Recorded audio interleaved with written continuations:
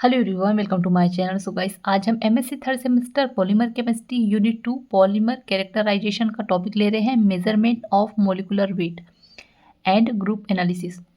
ये मैं आपको सिलेबस दिखा देती हूँ, आपको काफ़ी ज़्यादा कंफ्यूजन होगा। ठीक है, हाँ ये वाला ठीक है, मेजरमेंट ऑफ मोलिकुलर वेट। ठीक है, आ रहा है समझ में। तो यहाँ पे हम ये सब चीज़ें पढ़ेंगे, end group, viscosity, high scattering, osmotic and ultra centrifugation method. ठीक है, इन सब चीज़ों को हम यहाँ पर पढ़ेंगे। तो अभी हम सबसे पहले क्या पढ़ रहे हैं, एंड ग्रुप एनालिसिस। ठीक है, तो चैनल पर नए हैं तो प्लीज़ चैनल को सब्सक्राइब कर दीजिएगा। और एमएससी केमिस्ट्री और सेमेस्टर के नोट्स परचेज करने के लिए आप मुझे व्हाट्सएप पे मैसेज कर सकते हैं, डिस्क्रिप्शन में व्हाट्सएप नंबर शेयर कर दिया है। तो चलिए देखते हैं। यह एक अंतर्गत सिंपल मेथड होती है जिसकी हेल्प से पॉलीमर के मॉलिक्यूल्स वेट का निर्धारण किया जाता है। इस मेथड की हेल्प से हम Mn ज्ञात कर सकते हैं और यह मेथड रेखीय पॉलीमर के लिए अधिक सुटेबल होती है। ठीक है, लीनियर पॉलीमर के लिए ये जो होता है अधिक सुटेबल होती है ये वाली मेथड। यदि एक्टिव ग्रुप ब्रांचेड में उपस्थित हो तो ये मॉलिक्यूलर वेट निर्धारण में कठिनाई उत्पन्न करते, इसलिए सामान्यतः एन ग्रुप एनालिसिस का यूज़ केवल लीनियर पॉलीमर के लिए किया जाता है। ठीक है, ये बात ध्यान रखनी है आपको। एन ग्रुप एनालिसिस का यूज़ किस लिए किया जाता है, लीनियर पॉलीमर मेथड के लिए। ठीक है, इस मेथड के द्वारा हम 3 लाख तक मॉलिक्यूल वेट ज्ञात कर सकते। ठीक है, मतलब मॉलिक्यूल का वेट कितना, 3 लाख तक हम ज्ञात कर सकते, और इसकी गणना निम्न फॉर्मूला द्वारा की जाती है, जैसे कि Mn W plus of polymer multiply number of end group और मॉलिक्यूल की संख्या, total number of end group determinated. ठीक है, इसको फॉर्मूले को याद कर लीजिएगा आप। ठीक है, और आपको एग्जाम में लिख कर आना है, तभी आपका ये आंसर अच्छे से कंप्लीट होगा। एंड ग्रुप एनालिसिस को निम्न मेथड द्वारा किया जाता है। आगे देखते हैं। फर्स्ट है केमिकल मेथड। यह मेथड पॉलीमर के मॉलिक्यूलर मास ज्ञात करने के लिए बेस्ट मेथड है। इस मेथड द्वारा हम पॉलीमाइड एंड पॉलिस्टर के मॉलिक्यूलर मास को ज्ञात कर सकते हैं, अर्थात we can determine molecular mass of condensate polymer in this method. Firstly DP ज्ञात किया जाता है एंड इस डीपी की हेल्प से पॉलीमर का मॉलिक्यूलर वेट ज्ञात किया जाता है। पॉलीमर कंडेंसेट पॉलीमर में डीपी का मान पहले कैलकुलेट किया जाता है, जिसे निम्न एग्जाम्पल में प्रदर्शित किया जाता है। एग्जाम्पल है कि माना कि 5 हाइड्रोक्साइड एसिड आपस में जुड़कर पॉलिस्टर पॉलीमर का निर्माण कर रहे हैं, जैसे कि यहाँ पर दिया गया है reaction HOCH2COOH plus HO, CH2COOH plus HO minus CH2 single bond CHO, ये सिंगल बॉन्ड है, प्लस HO किसके प्रेजेंट में, और ये CH2COH प्लस HO CH2। ठीक है, अब इसका बैलेंस करेंगे तो हमें सेम चीज़ें हैं यहाँ पे, जैसे HO CH2 COH H2। ठीक है, CO यहाँ से हो जाएगा CH2 COO CH2 COO CH2 COO, और यहाँ के जो HH है वो यहाँ 4 हो गया है और यहाँ H2 हो गया है, तो ये पॉलिस्टर हो जाएगा यहाँ पे। ठीक है, अब यहाँ पे है कि total end group present initially तो 10 है, total end group takes part in reach 8 है, टोटल एन ग्रुप अनरिएक्टेड 2 है। अब यहाँ पर डीपी का फॉर्मूला दिया गया है, तो डीपी बराबर total end group initially present upon total unreacted end group. ठीक है, डीपी बराबर 10/2, तो यहाँ पर क्या होगा, दो का मतलब कि यहाँ से 5। ठीक है, आगे देखते हैं।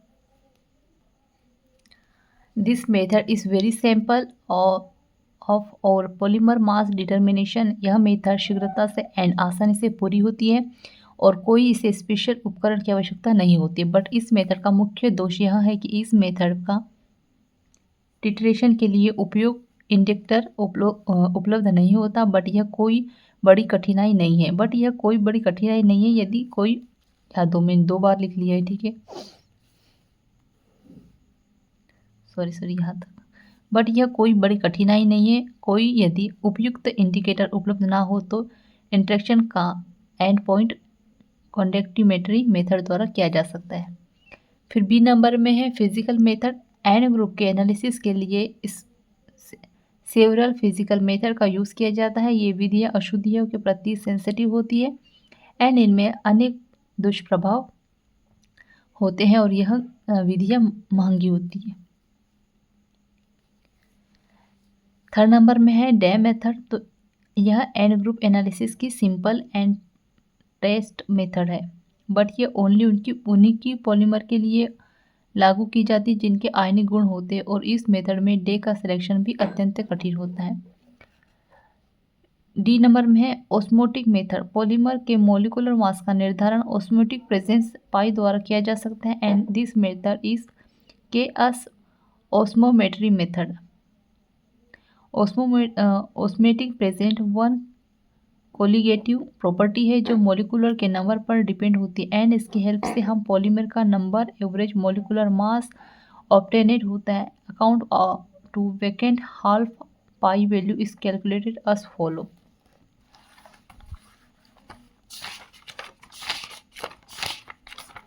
काफ़ी ज़्यादा लॉन्ग टॉपिक है ये।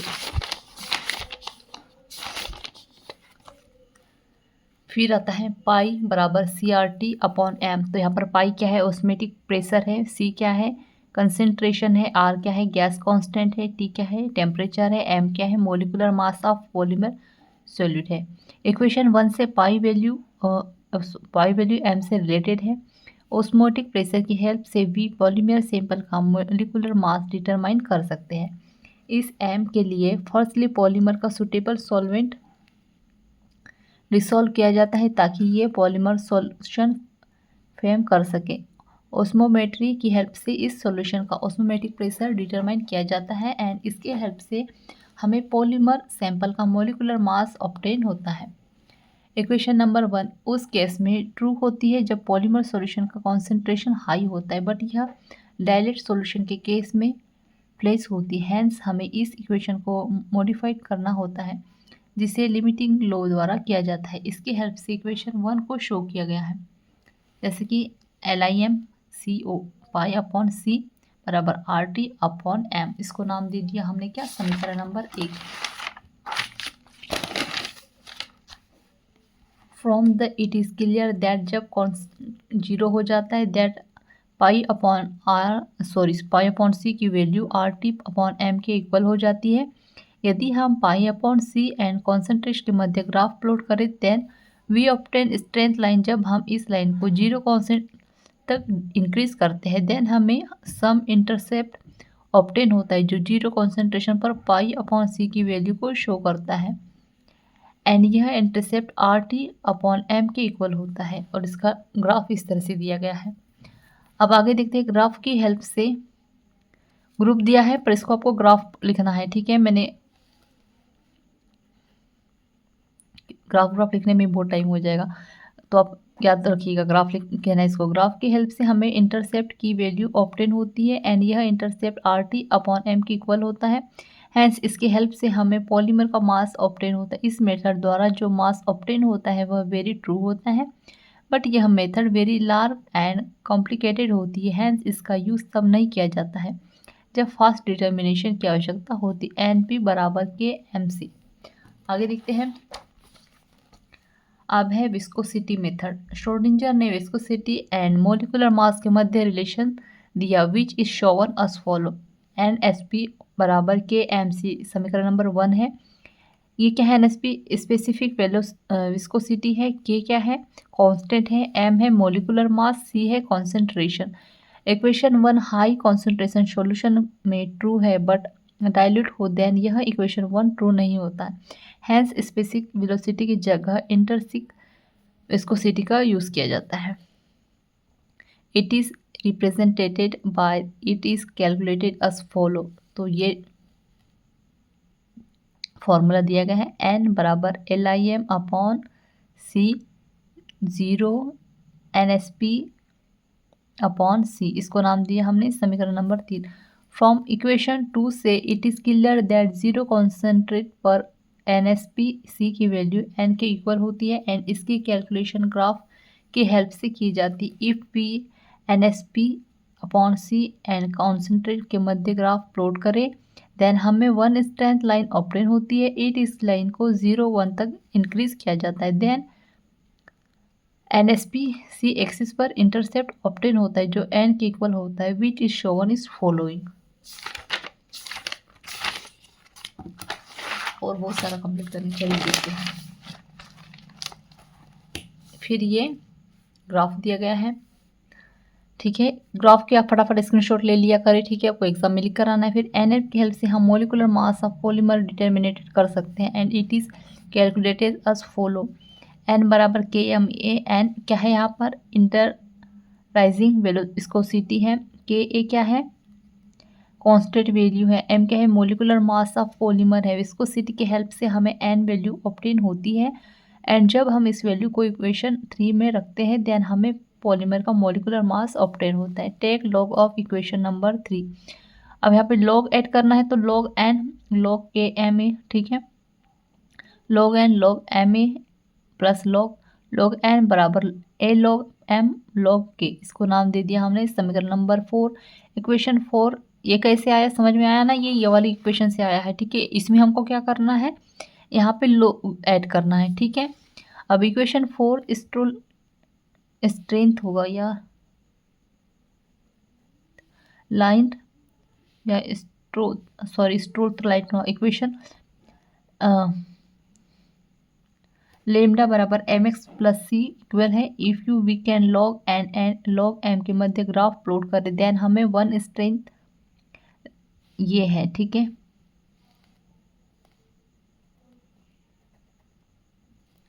स्ट्रेंथ लाइन ऑब्टेन होती है जिसका इंटरसेप्ट लोगो के एंड स्लोप a है, जिसके यह क्लियर है कि इफ़ वी पॉलीमर का मोलिकुलर मास डिटरमाइन हो देन हमें k एंड a की वैल्यू डिटरमाइन कर सकते हैं।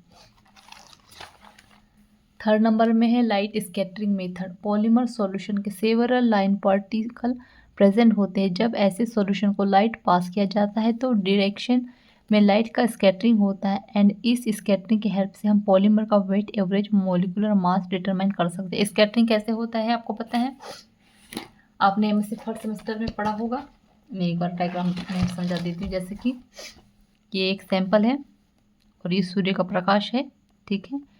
तो स्कैटरिंग कैसे होगा, जब यहाँ से कोई एक लाइट जाएगी तो ये स्कैटरिंग ऐसे होता है, ठीक है। फैल जाता है ये, इसकी जो ये होगा ये इसको स्कैटरिंग कहते हैं, ठीक है। और ये क्या है, हमारा सैंपल है, ठीक है। आगे देखते हैं। पॉलीमर सॉल्यूशन में पॉलीमर रैंडम कोर में प्रेजेंट होता है एंड जब इस पर लाइट इंसिडेंट होती है देन चेन के डिफरेंट पार्ट से चेन का स्कैटरिंग होता है which is Sovan A and B पर हो रहा है। ये इसका डायग्राम बना है, ठीक है, ग्राफ है ये इस तरह से। अब आगे देखते हैं। जब पॉलीमर सॉल्यूशन से लाइट को इंसिडेंट किया जाता है देन हमें स्कैटरिंग होता है। सॉल्यूशन यूनिट लेंथ पर स्कैटरिंग लाइट के फ्रैक्शन को रेबिटली टाउ कहते हैं। यह टॉर्बिसिटी इंसिडेंट ट्रांसमिटेड लाइट की इंटेंसिटी पर डिपेंड होती है which is shown us following reaction. IT बराबर I0 E टाउ L। ये ET क्या है, इंटेंसिटी ऑफ ट्रांसमिटेड है। I क्या है, इंटेंसिटी ऑफ इंसिडेंट लाइट है, क्या है, टर्बिडिटी है। L क्या है, लेंथ ऑफ सॉल्यूशन है, थिकनेस ऑफ सॉल्यूशन, ठीक है। आगे देखते हैं।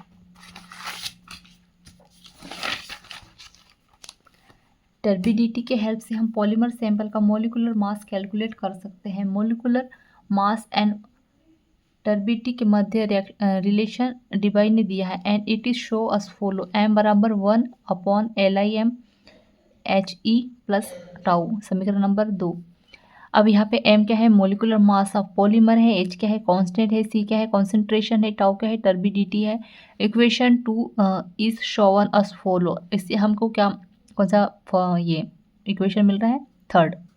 1/, इसको हम इसमें कर देंगे तो 1/m हो जाएगा। LI और CO और HE और टाउ इसकी ब्रैकेट में आ जाएगा, ठीक है। From equation third it is clear that of zero concentration HC upon tau की वैल्यू 1/m की इक्वल। इफ हम HC upon tau and concentrate के मध्य ग्राफ प्लॉट करें देन हमें 1 स्ट्रेंथ लाइन ऑब्टेन होती है एंड जब इस लाइन को 0 कॉन्सेंट्रेट तक इंक्रीज किया जाता है तो हमें देन HCl टाउ एक्सिस पर इंटरसेप्ट ऑब्टेन होता है जो m/1 के इक्वल होता है। एंड EI इंटरसेप्ट की हेल्प से हम पॉलीमर सैंपल का मॉलिक्यूलर मास डिटरमाइन कर सकते हैं और ये इसका ग्राफ दिया गया है। आगे देखते हैं। इस मेथड में जिस सॉल्यूशन का यूज़ किया जाता है वह इम्प्योरिटी फ्री होना चाहिए। इस सॉल्यूशन में इम्प्योरिटी हो देन यह भी इंसिडेंट लाइट का स्कैटरिंग करती है। इस मेथड में पॉलीमर का मॉलिक्यूलर मास हाई होना चाहिए ताकि स्कैटरिंग प्रॉपर्ली हो सके। 4 नंबर में है सेडिमेंटेशन अल्ट्रा सेंट्रीफ्यूगेशन मेथड। ठीक है, ग्रेविटेशनल फोर्स के कारण हेवी पार्टिकल सॉल्यूशन के बॉटम में कलेक्ट हो जाते हैं। देन दिस प्रोसेस इट्स के अपॉन एस सेडिमेंटेशन की रेट पार्टिकल के साइज शेप एंड मास पर डिपेंड करती। EI इफ पार्टिकल के शेप पर भी डिपेंड करती है। इफ पार्टिकल स्फेरिकल हो देन सेडिमेंटेशन रेट हाई होती है and if particle road like हो देन रेट स्लो होती है। सेडिमेंटेशन प्रोसेस स्लो होती है बट सेंट्रीफ्यूगेशन प्रोसेस द्वारा सेडिमेंटेशन के रेट को इंक्रीज किया जा सकता है। Which is K/S ultra centrifugation fugal इस प्रोसेस द्वारा सेडिमेंटेशन की रेट 105 टाइम इंक्रीज हो जाती है। रेट ऑफ सेडिमेंटेशन ग्रेविटेशन के कारण सेडिमेंटेशन प्रोसेस होती है एंड पार्टिकल का सेडिमेंटेशन कांस्टेंट फॉलो कैलकुलेट किया जाता है। जैसे S, ये कैपिटल S है और ये क्या है, स्मॉल s है। ठीक है, पाई W स्क्वायर, इसको नाम दे दिया क्या हमने, समीकरण नंबर 1। यहाँ पर स्मॉल s लिखा है मैंने। ठीक है, चलिए आगे देखते हैं। फिर यहाँ पे जो S है सेडिमेंटेशन कांस्टेंट है और ये बड़ा S है, कैपिटल S है, small s। Speed of particle है x क्या है, सॉरी ये r होगा। ठीक है, ये r है तो ये r को ऐसा लिखते हैं ना, तो ये ऐसा वाला r है। ठीक है, r distance of particle from rotational axis और w क्या है, एंगुलर वेलोसिटी है। इसका डायग्राम इस तरह से दिया गया है। Bottom solution the speed of particle is calculated as follow us. यहाँ पे स्मॉल s Vm पाई W स्क्वायर अपॉन f, ये इसको क्या पढ़ेंगे हम, ओमेगा पढ़ेंगे। इसको क्या, समीकरण नंबर 2 है B बराबर 1 SVS। m क्या है यहाँ पर, मास ऑफ सॉलिड है। f क्या है, फ्रैक्शनल फोर्स है। s क्या है, सॉल्यूशन डेंसिटी है और Vs क्या है, वॉल्यूम ऑफ सॉलिड है। m की वैल्यू Mn से रिलेट होती है एंड इस रिएक्शन की फॉलोइंग शो किया गया है। m बराबर Mn अपॉन Na, थर्ड समीकरण नंबर 3 है। फ्रॉम इक्वेशन 2 और समीकरण नंबर 3 से, तो S बराबर BR omega square Mn upon F multiply Na, इसको नाम दे दिया हम, पॉइंट है ये, इसको मल्टीप्लाई करते हैं तो फिर समीकरण नंबर 4 हो गया। अब फ्रॉम इक्वेशन 1 और 4 से, तो यहाँ पर देखिएगा हमको इसको इस तरह से लिखना है। तो S बराबर BR ये Mn और F Na R square R omega square.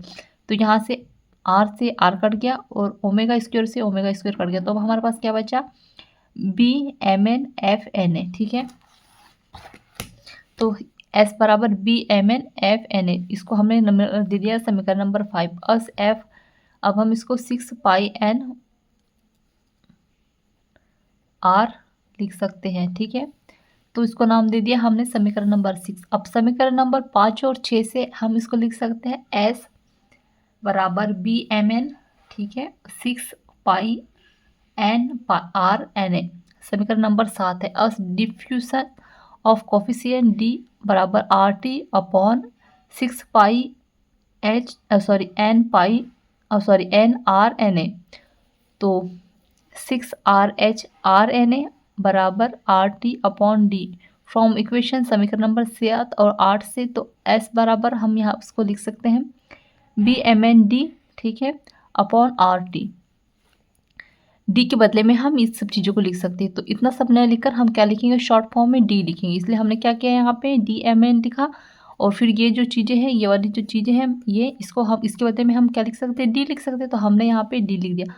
तो इसको हमने हमने इसको यहाँ पर ले लिया और अपॉन बराबर करके आर टी, और इसके बदले में हमने डी ले लिया। ठीक है, तो एस बराबर हम यहाँ पर इतना सारा न लिखकर, इतनी सारी चीज़ें न लिखकर, एस बराबर हम क्या लिखेंगे, बी एम एन अपॉन इसका जो वैल्यू है डी अपॉन आर टी। ठीक है, तो M N S R T upon B D.